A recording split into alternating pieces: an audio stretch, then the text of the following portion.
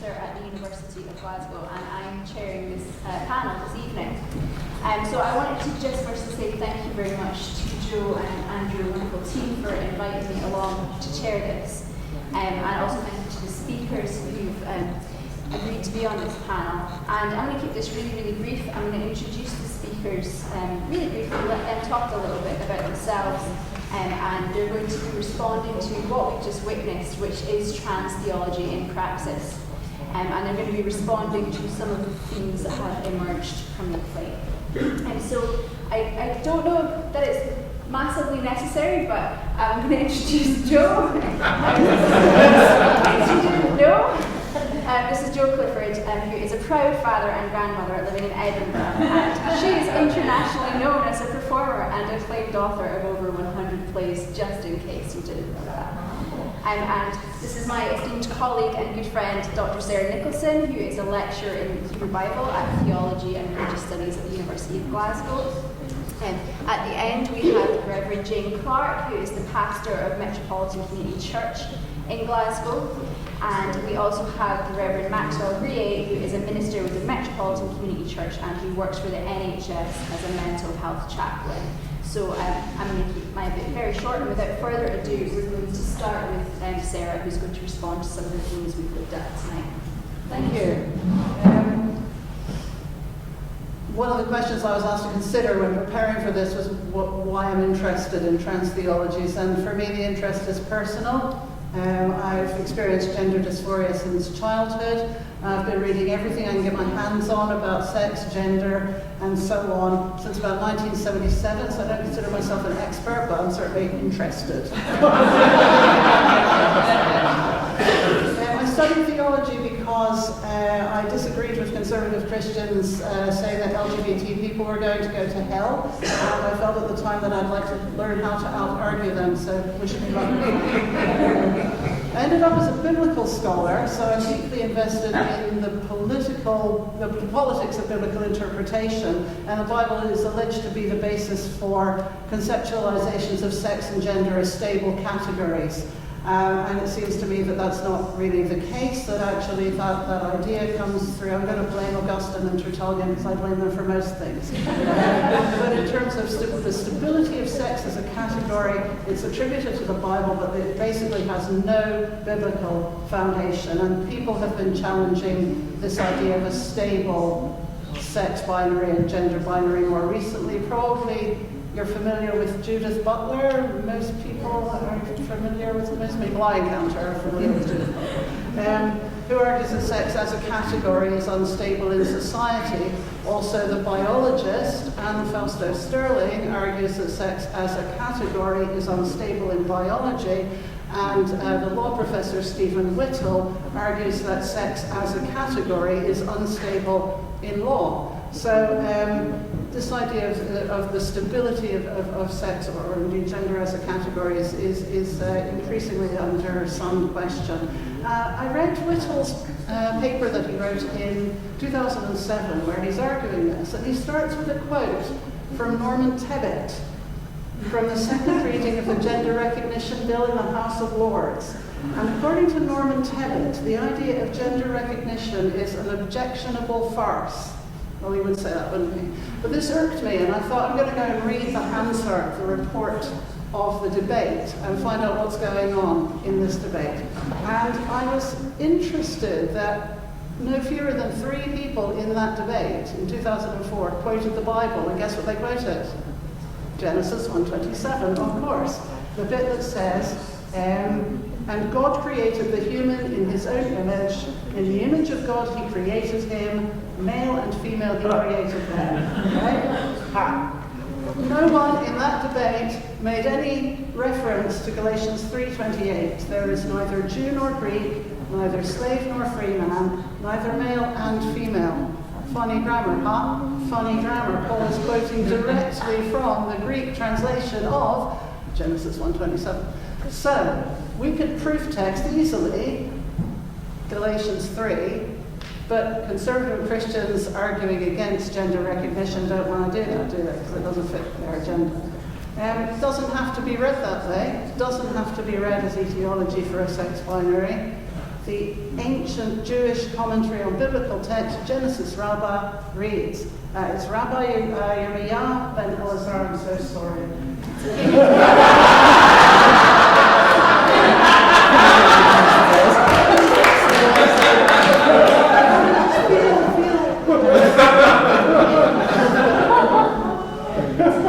This rabbi says,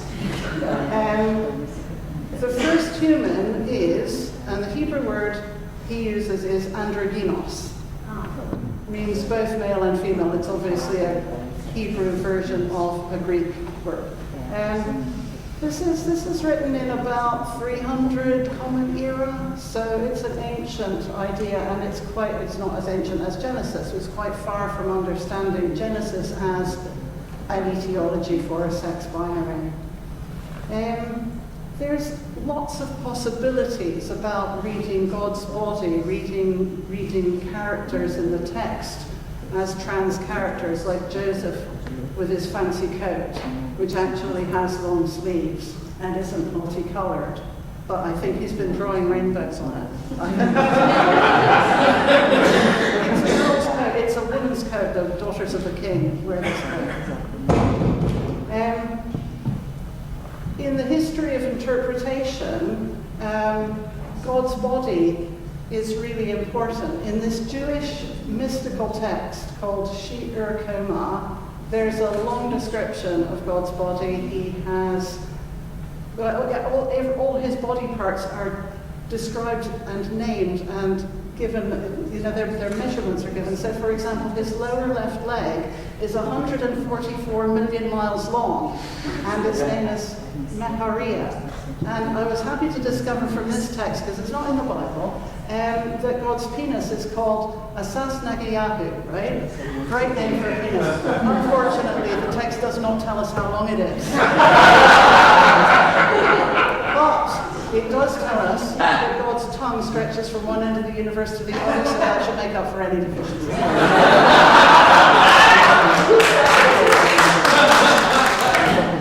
Biblical Hebrew, God always gets masculine pronouns, and I think that's wrong. I don't think those are God's pronouns. God refers to God's self as we, and I think that's intended to present a bit of a challenge, a bit of a problematizing of the pronouns thing.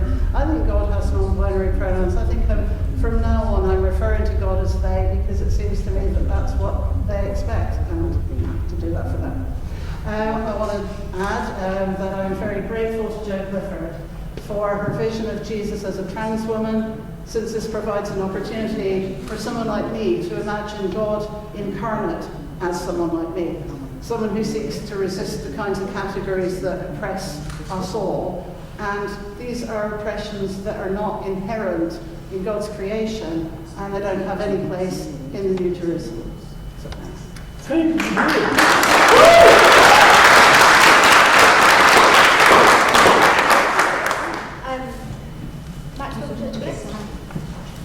I'm not going to use as many big words. So my name's Maxwell. I'm a mental health chaplain from the NHS. I'm a minister of Metropolitan Community Church and have been for about 26 years. And I'm a trans man. So for me, gender transition, when thinking about it, I think about it as a physical thing, an emotional thing, a psychological thing, but most definitely a spiritual experience. I think it's something that's individual and it's something that is collective.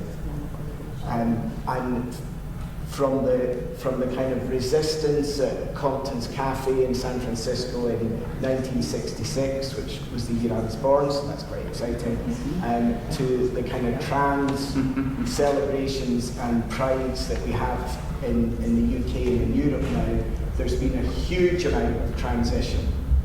Not just individual, but collective transition. Individuals, communities, institutions, lawmakers, law enforcers, and faith spaces. So there's been a huge move, but I am very clear and I'm very aware when I talk about my transition in this context here, that I am not putting my life at risk, genuinely.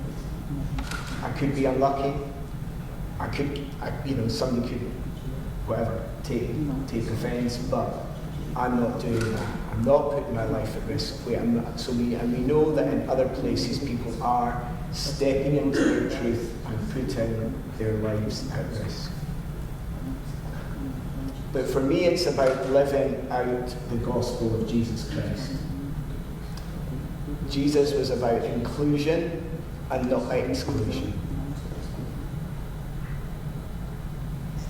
So it's about me making my best effort to be my best self, really, my best authentic self, about being honest and about being transparent about who I am.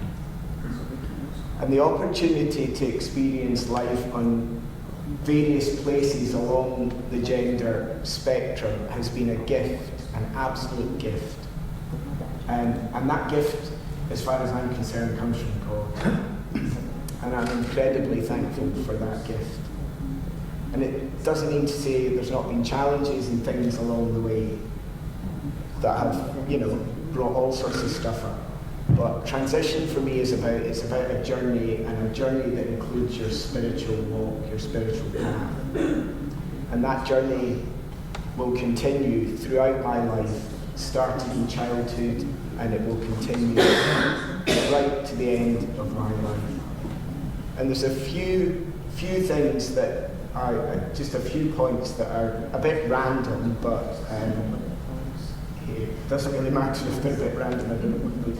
So there's in kind of Christian terms and in religious places, people talk about epiphany, about discovery, and for a lot of people, that's what happens when they realise they're trans. There's a kind of light bulb moment when it suddenly becomes clear. And certainly for me, that's what happened. I saw a programme on TV called The Decision, and all of a sudden, 20 odd years of my life suddenly made sense.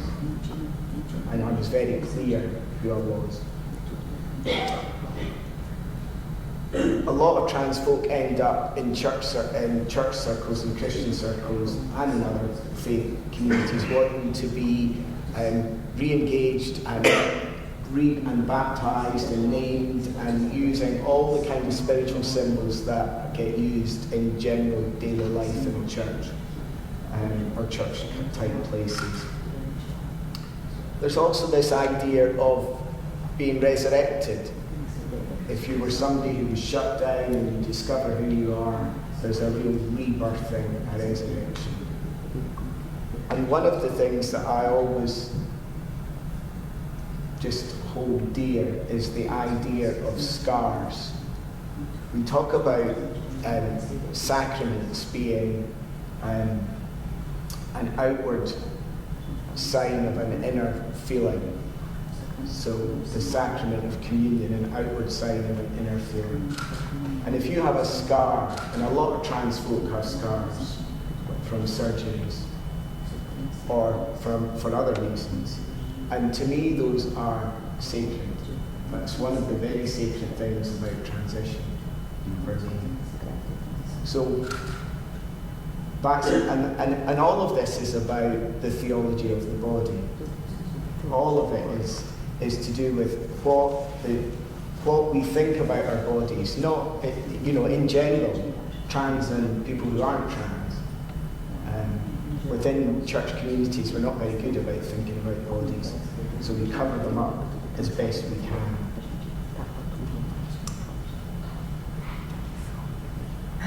But ignoring our bodies and ignoring our truth has long-term consequences. And that's what I see at work. I see the effect on people's mental health. Lives are lost. Many, many lives are lost. Self-harm, suicide, drugs, alcohol become a reality for a lot of people if they ignore who they are and aren't allowed to step into their truth. I worked in HIV care for a long time. And at that time within the church, people used to talk about the body of Christ has AIDS as a way of explaining that it affected the whole church. And today I think we need to talk about the body of Christ as trans, which is what Joe's been doing, because it affects us all. It's an issue that affects everybody, the whole church, the bigger church, not just one or two churches that are affirming and accepting. So if we all believe that we're made in God's image, then God is multi-gendered. That's what you were saying, but you use big words.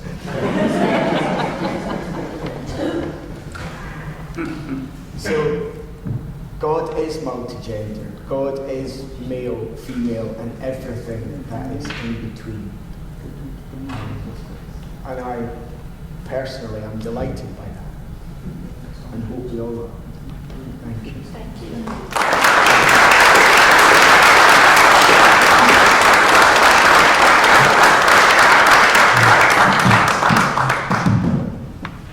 I'm Jane, and I'm also a minister with the Metropolitan Community Church, and I'm cisgender.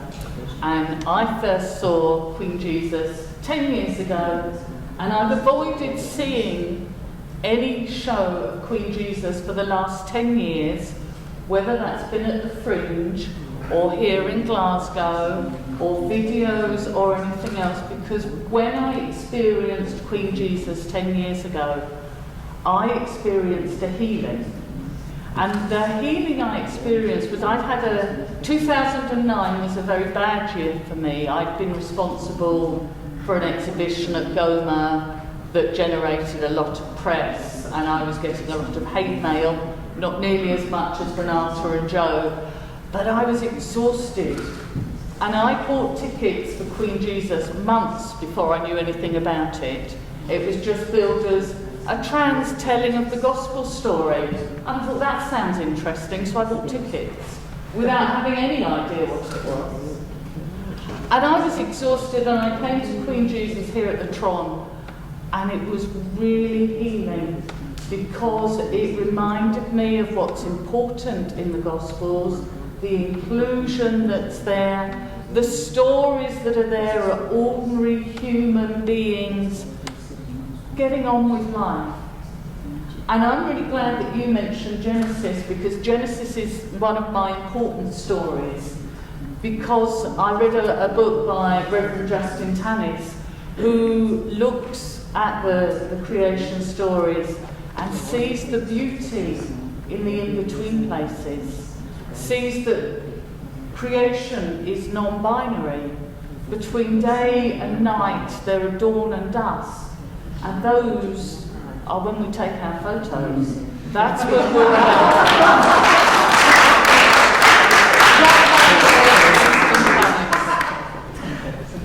when we go to the shore, between the dry land and the sea, we have this beautiful beaches and swamp. This is where we walk. This is where we take our dogs. This is where I go when I'm angry at God and need a good shout. So I find the creation story to be non-binary. And if that's where the beauty is, then I think the beauty is also in non-binary genders.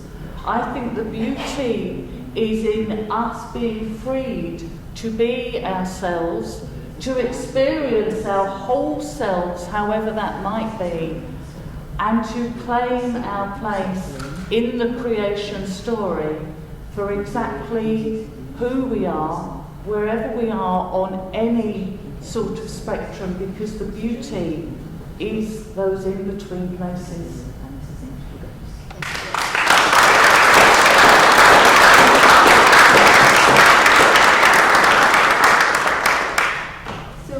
We are just about out of time, but I thought it would be nice if Joe had sort of the final word on the session this evening after a really amazing performance.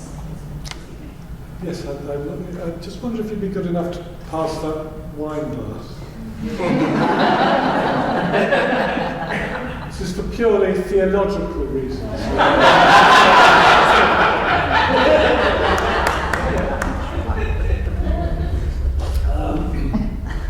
I'm actually so moved.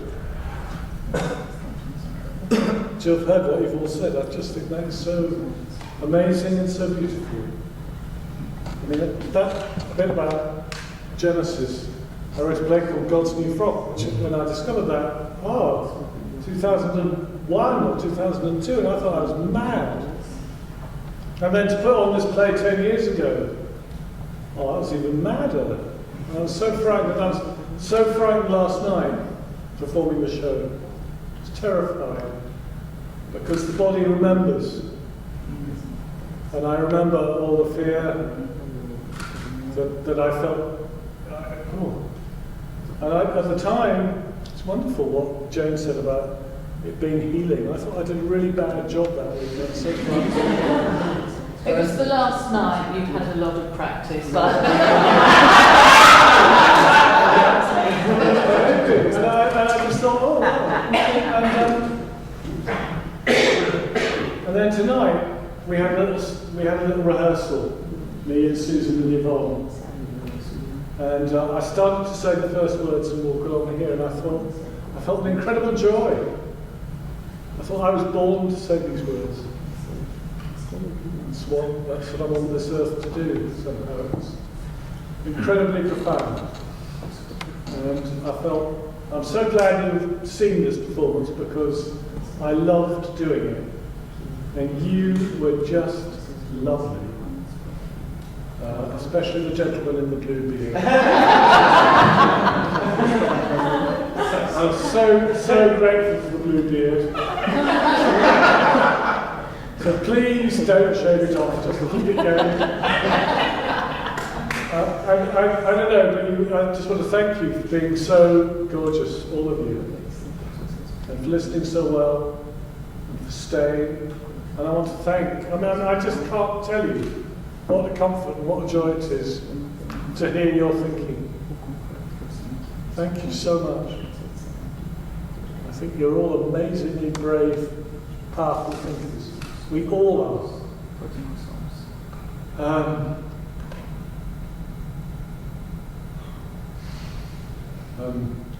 And I was very proud of the bread.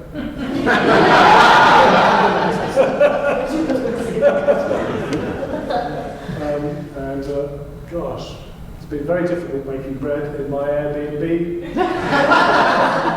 because it has a diplomat oven, which I couldn't make work. And I looked up Mr. Google. I said, I can't make my diplomat oven work. And Mr. Google replied back, and there was a whole thread, hundreds and hundreds of people saying, we can't make our fucking diplomat oven work. And then one of the answers was, what model is it? Well, it didn't say. So there was another Google thread that said, how can I find out my model? And luckily, dear Archangel Avalon, my wonderful producer, made it work. And I'm so proud because there is this beautiful parable of the old woman and the yeast. You might remember that story. It's an old woman, and she has a whole mass of flour and water. And she just takes a little bit of yeast and she kneads it in and leaves it overnight. And the next day, the yeast has spread everywhere. She's able to make delicious, nourishing bread. And the story goes that the queendom is like that. It starts from small beginnings. And this show has begun from very small beginnings, from a very, very frightened individual in this theatre. Well, not this one, the little one, up there 10 years ago. And it keeps growing. And there's a little bit of that yeast in all of your hearts. And I hope it brings joy and nourishment and delight for years and years to come. Thank you very much.